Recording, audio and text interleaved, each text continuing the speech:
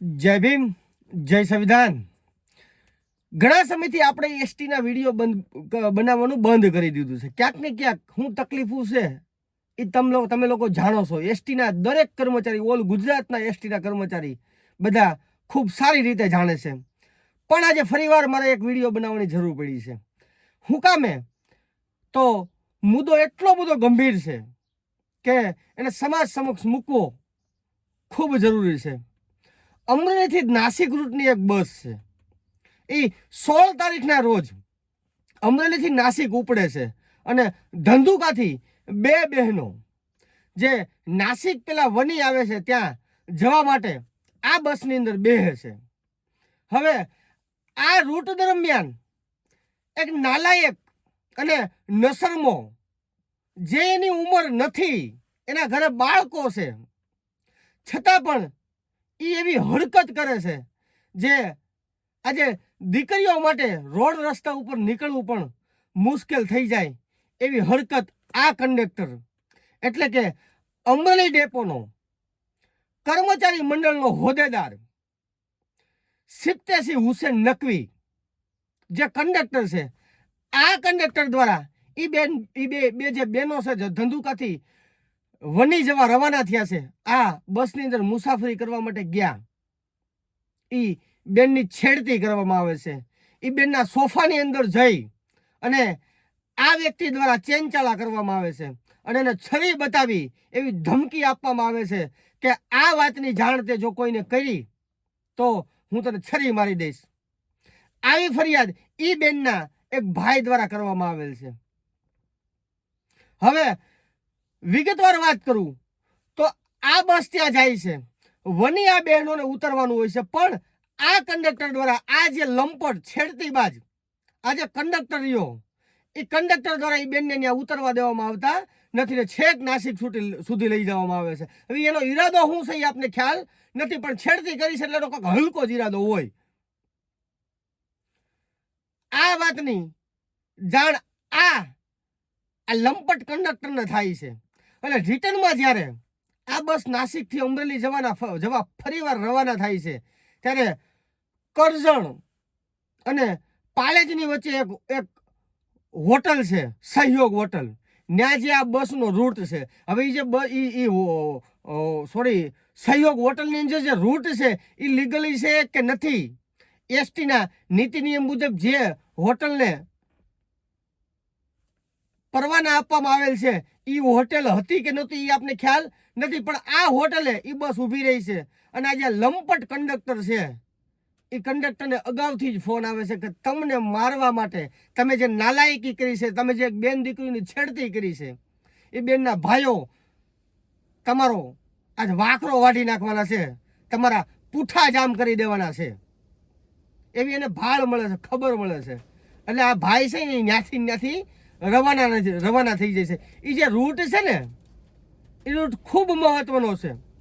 ઘણા અમરેલીથી નાસિક એટલે કે મહત્વનો રૂટ કહેવાય, છતાં આ વ્યક્તિ રૂટ મૂકી અને ભાગી જાય છે. શું કામ? કે ન્યાયને ધોકા ફાડી નાખે એમ હતા. જે આપણે કોઈ સમાજનું નામ નથી લીધું, પણ એ બેનના પરિવારના જે લોકો હતા એના ધોકા ફાડી નાખે એમ હતા.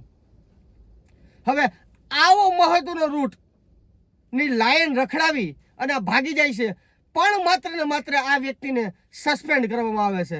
જો કોઈ બીજી આ કર્મચારી મંડળનો જે હોદ્દેદાર હતો એટલે એને માત્ર સસ્પેન્ડ કર્યો છે. જો બીજો કોઈ ડ્રાઈવર કંડક્ટર હોય ને તો ભાઈ એને ઇન્ટર બદલી કરી દેવામાં આવે, એની ઉપર તાત્કાલિક ધોરણે ગુનો દાખલ કરવામાં આવે. પણ આ લોકોની તાકાત એવી છે ને જે કર્મચારી મંડળ રહ્યુંની કે એના હોદ્દેદાર હોય ને એનો ખાલી એની પોચ લેતો હોય ને એનો વાળ વાંકો ન થવા દે. ઇતિહાસ સાક્ષી છે, મેં અઢળક ફરિયાદો કરેલી છે. આ લંપટને કોઈ પણ જાતની સજા કરવામાં નહીં આવે, માત્ર ને માત્ર ડિવિઝનની અંદર બદલી છેલ્લે કરશે. અને અત્યારે તો સસ્પેન્ડ કર્યો છે. સસ્પેન્ડના અર્થે એને જે તે ડેપોની અંદર હોપો હોય એ ડેપોની અંદર હાજરી ભરાવાની એના લીગલી કંઈક પ્રોસેસ છે. પણ આ લંપટ ડેપો મેનેજર એક રિટાયર્ડ આ કર્મચારી મંડળનો જે કાંઈ હોદ્દેદાર હતો એ લંપટ એને બચાવવા માટે એ લંપટ જ હતો. ઘણા સમય પહેલા જ્યારે નોકરી કરતો ને ત્યારે અમારી એક કર્મચારી બેન છે, એ બેનને એણે 5-5 વાગે મેસેજ કરેલા છે એટલે આ લંપટ છે ને એ લંપટને બચાવશે. આની પહેલા એક ડેપો મેનેજર અશોક કરમટા હતો, જેનો મેં વિડીયો બનાવ્યો છે, અને જેના નામના પત્રો મને દીકરીઓ બેન દીકરીના મળેલ છે. એ લંપટ જ હતો. એટલે આ અમરેલી ડેપોની અંદર જે કર્મચારી મંડળના જે અમુક જે હોદ્દેદારો છે ને, એ પ્યોર લંપટ છે. ઘણી બેન દીકરીના રેકોર્ડિંગ મારી પાસે હાલની તકે પડ્યા છે, પણ એ રેકોર્ડિંગ આપણે સમાજની વચ્ચે મુકાય એમ છે નહીં. હવે જોઈએ છે કે આ એસટીના અધિકારીઓ જે સેન્ટ્રલ ઓફિસની અંદર બેઠેલા છે અને અહીંના ડીસી ને ડેપો મેનેજર છે, ઈ આની ઇન્ટર બદલી કરી અને કાયદેસર ખાતાકીય કાર્યવાહી કરે કે કરશે કે નહીં, એ હવે જોવાનું રહ્યું. પણ મને ખ્યાલ છે ત્યાં સુધી એને બચાવી લેવામાં આવશે. જો કોઈ કર્મચારી આ એસટીના અધિકારીઓ દ્વારા એની હારે જ્ઞાતિવાદ થતો હોય, ખોટી રીતે કન્નડગત થતી હોય, અને જો ડીસીને રજૂઆત કરવા જાય તો એને ડિવિઝનની બહાર ઘા કરી દેવામાં આવે છે.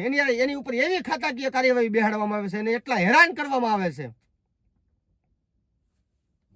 જે આ કર્મચારી મંડળના જે હોદ્દેદાર આ સિપ્તેસી હુસેન નકવી છે એની ઉપર નહીં થાય. શું કામ કે કર્મચારી મંડળનો હોદ્દેદાર છે અને એસટીના સેન્ટ્રલ ઓફિસના અધિકારી પણ એને બચાવશે. જો આ અધિકારી એની વિરુદ્ધ કાયદેસરની કાર્યવાહી કરે તો કરજણ કે જે તે જગ્યાએ બનાવ બન્યો છે ન્યાયની ઉપર આ બેનને બોલાવી અને છેડતીનો ગુનો દાખલ કરાવો, પણ નહીં કરાવે. કદાચ છેડતીનો ગુનો દાખલ થતો હશે ને તોય નહીં થાય. અને આ બેનના ઘરવાળાને હું કહું છું કે જો તમારથી છેડતીનો ગુનો દાખલ થાય તો તમે કરાવો, પણ મને ખ્યાલ છે કદાચ તમે કરાવવા જાઓ ને તો આ મંડળવાળા, આ કર્મચારી મંડળવાળા એને કેન પ્રકારે બચાવી લે. તમે યાદ રાખજો, પોલીસે તમારી ફરિયાદ લેવાની તૈયાર નહીં થાય, મને ખ્યાલ છે ત્યાં સુધી. એટલે આની અંદર ઈ સિપ્તેસી હુસેનનો ફોટો મૂકું છું, અને ડેપો મેનેજરનો નંબર મૂકું છું, અને ડીસીનો નંબર મૂકું છું, અને સેન્ટ્રલ ઓફિસે જે જવાબદાર અધિકારી છે એનો નંબર મૂકું છું. સમાજ એને પૂછો કે તમે આની વિરુદ્ધ ક્યાં પગલાં લીધા છે. બને એટલો વિડીયો મિત્રો શેર કરો, જેથી કરીને ગુજરાત એસટીની અંદર આવા લંપટો છે એ આપણી બેન દીકરીની છેડતી કરવાનું બંધ કરે. આની પહેલાં પણ થોડા સમય પહેલાં વલસાડ ડિવિઝનનો વલસાડ ડેપોનો એક